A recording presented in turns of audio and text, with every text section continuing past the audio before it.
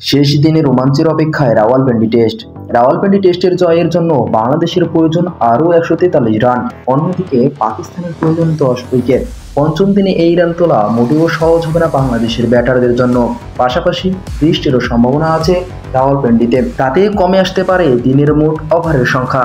সব মিলিয়ে শেষ দিনে রোমাঞ্চের অপেক্ষায় রাওয়ালপিন্ডি টেস্ট। চতুর্থ দিন শেষে নিজেদের দ্বিতীয় ইনিংসে 7 ওভারে বাংলাদেশের সংগ্রহ বিনা উইকেটে 42 রান।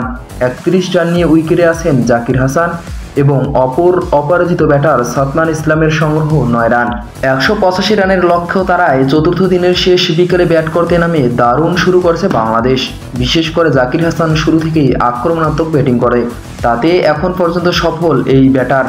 ইনিংসের বয়স 7 ওভার, এরই মধ্যে জাকিরের ব্যাট থেকে এসেছে 2টি 4 এবং 2টি ছক্কা। সব মিলিয়ে তিনি এদিন ব্যাটিং করছেন 134 স্ট্রাইক রেটে। অপর প্রান্তে থেকে জাকিরের যোগ্য সঙ্গ দিয়েছে সাদমান ইসলাম। তিনি দেখে শুনে টেস্ট মেজাজেই ব্যাটিং করছেন এই দিন। দুই ওপেনারের দৃঢ়তার জয়ের পথে ভালোভাবেই এগোচ্ছে বাংলাদেশ। টাইগারদের এমন উড়ন্ত শুরুতে বাধা হয়ে দাঁড়ায় আলোক স্বল্পতা।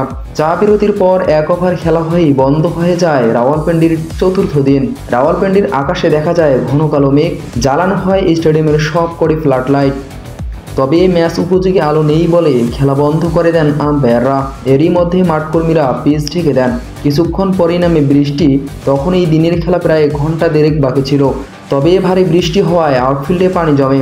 বৃষ্টি থামলেও মাঠ খেলার উপযুক্ত করতে আরও বেশি কিছু সময় লাগবে বলে এ কারণেই এদিনের খেলা এখানেই শেষ করেন আম্পায়াররা। আশা করছি কালকে জয় নিয়ে মাঠ ছাড়বে বাংলাদেশ দল।